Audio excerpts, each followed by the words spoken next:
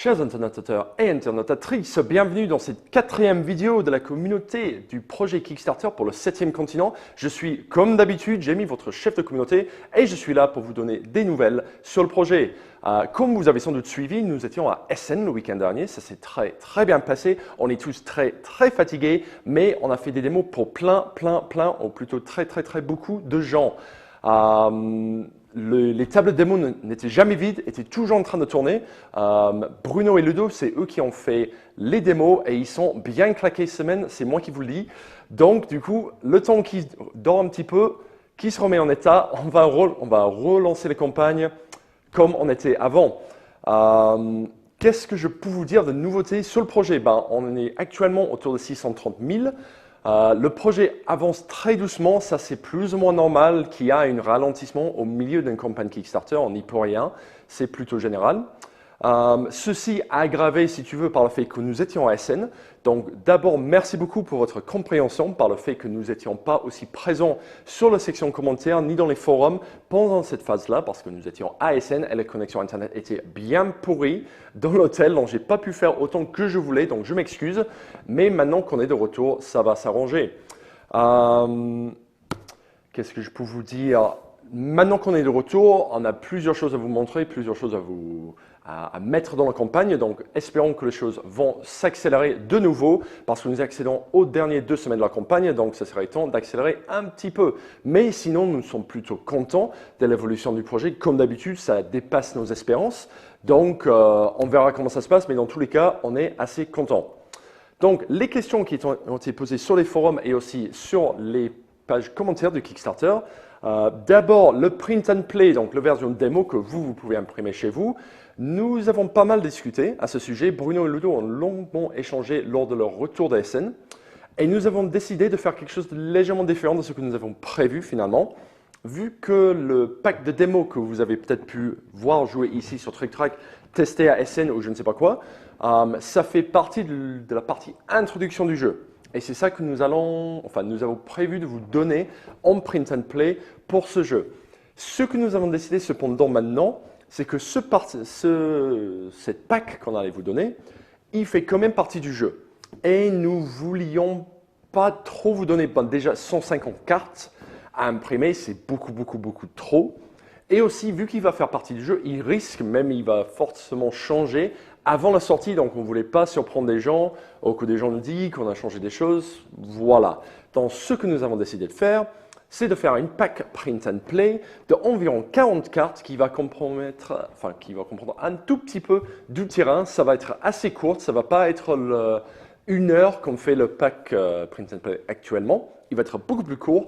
Il ne va pas forcément avoir une liaison avec l'histoire. Il va être là simplement pour vous donner toutes les informations sur les différentes mécaniques du jeu pour que vous puissiez comprendre la solidité des mécaniques. Voilà.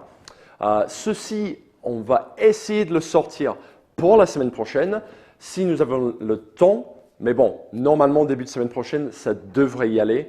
Voilà. Sinon, un sujet qui était assez chaud sur les forums avant notre départ pour Essen, c'était le système de sauvegarde. Il y avait beaucoup de gens qui disaient, quel est l'intérêt de sauvegarder le jeu? À savoir que quand on sauvegarde, on remet tous les tuiles dans la boîte, sauf les tuiles qu'on est dessus quand on sauvegarde, et après il faut reconstruire la map en passant par les événements aléatoires. Donc pourquoi on devrait faire ça? Parce que ça fait que gaspiller des ressources.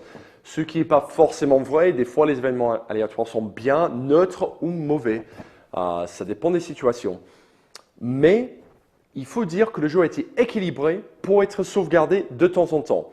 Un exemple assez évident, c'est le dernier stretch goal que nous avons fait, c'est l'haricot magique. Si tu ne sauvegardes pas le jeu, tu ne verras jamais ce qu'il fait, tout simplement. Après, c'est un exemple assez singulier, on va dire. Un exemple très important, même nécessaire à votre survie dans le jeu, c'est les lieux de chasse. Donc, quand vous trouvez un lieu de chasse, il vous propose une action qui va vous permettre de dénicher certains animaux ou prédateurs selon les réussites que vous pouvez ensuite chasser pour récupérer de la nourriture, pour réétoffer votre deck d'action.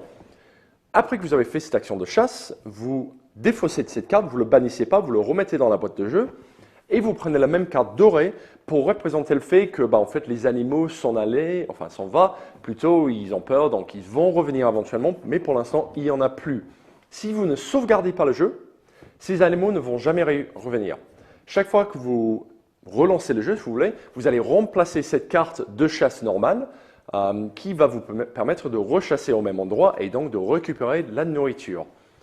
Donc, comment dire, c'est assez équilibré, il y a des pour et des contre, mais ce qu'il ne faut jamais oublier, que le jeu a été testé beaucoup dans les deux cas. Donc, c'était testé par Bruno et Ludo, deux hommes qui ont des enfants, donc ils connaissent ce que c'est d'avoir les durées de jeu, enfin, le temps de jeu raccourci, on va dire. Et ils ont fait plein de parties test avec le jeu plutôt, à 15 minutes, à 1 heure, à 2 heures, voire plus.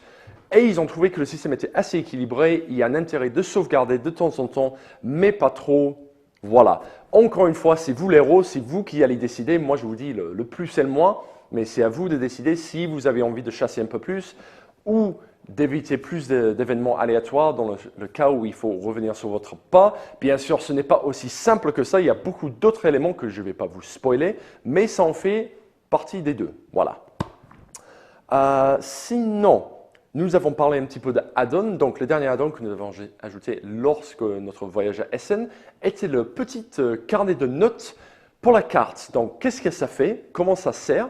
Déjà, il faut préciser que c'est totalement optionnel. C'est vous qui allez décider si c'est utile pour vous ou pas. Et même si vous n'avez pas envie de dépenser de l'argent dessus, en fait, le page est là. Je vais même peut-être le mettre dans cette vidéo, enfin, dans le mise à jour qui contiendra cette vidéo pour que vous puissiez le télécharger gratuitement et l'imprimer vous-même. Après, si vous avez envie de dépenser un petit peu d'argent pour avoir un bel livre pour vous-même, pour ne pas vous embêter à faire de l'impression vous-même, il est là. Qu'est-ce que ça sert? En fait, quand vous ouvrez le livre, il y a plusieurs cases qui représentent des cartes terrain. Ils sont assez grands pour que vous puissiez écrire, dessiner tout ce que vous voulez dedans. Vous pouvez noter les ressources disponibles, si c'est une zone enneigée ou qui contient une entrée pour un temple ou un truc comme ça. Il y a une petite case en bas à gauche qui vous signale le coût en action pour y déplacer. Et aussi, il y a quelques lignes en bas pour que vous puissiez ajouter des notes à certaines cases. Voilà, c'est tout simple, c'est tout bête, mais ça pourrait vous sauver la mise plus tard dans le jeu. Après, bon, 1 heure, 2 heures de jeu, vous risquez plus ou moins de vous souvenir où sont les ressources ou des petits trucs qui vous manquaient pour revenir sur vos pas, pour les récupérer. Par contre, après 8-9 heures de jeu, ça commence à avoir beaucoup de cartes à retenir. Et là, surtout, il y a des choses importantes à retenir, comme des petites astuces pour vos malédictions. C'est ce genre de choses qui vous permettra plutôt de retrouver votre chemin. Après, voilà, c'est à vous de décider si ça vous convient ou pas, si ça vous est utile, je vous laisse décider. Voilà. Après, sinon, comment on ajoute une add-on à notre pledge? C'est une question qui revient assez souvent, donc je vais vous le dire une fois pour tout, enfin, pas pour une fois pour tout, mais pour que vous compreniez. Dans la page en haut à droite, voilà, donc en haut à droite sur votre vidéo quand vous êtes en train de la regarder, sur la page Kickstarter, il devrait y avoir un bouton modifier mon pledge, quelque chose dans ce genre-là. Vous cliquez dessus, il y aura un petit bar en haut avec le montant de votre pledge indiqué dedans et tous les différents niveaux de pledge en bas. Vous n'avez pas besoin de toucher au niveau de pledge, vous pouvez juste changer le chiffre qui est montré dans la petite boîte en ajoutant le prix du add-on que vous voulez ajouter. Donc, si vous avez pledgé pour 89 euros plutôt par hasard, et vous voulez ajouter un add-on de 6 $, vous ajoutez 6 à 89 et vous mettez 95 dans la boîte. Voilà, c'est aussi simple que ça. Je pense que nous avons fait le tour des sujets qui sont revenus assez souvent. Encore une fois, merci pour votre compréhension lors de notre voyage à Essen. Sache que nous allons être là comme avant. Beaucoup plus fréquent. Maintenant, moi, je serai sur la page commentaires. Bruno sera en train de modifier tout le reste. Dans les forums, etc., on sera présent. Donc, merci pour votre compréhension pendant notre petit séjour en Allemagne. Nous sommes de retour et encore une fois, comme d'habitude, merci à tout le monde pour votre soutien. On ne pourrait pas faire ça sans vous. Comme je dis, on s'approche des derniers 14 jours de la campagne, donc on va essayer d'accélérer un coup avec pas mal d'éléments assez intéressants pour vous. J'espère que ça vous plaît et je vous dis aux prochaines fois. Ciao!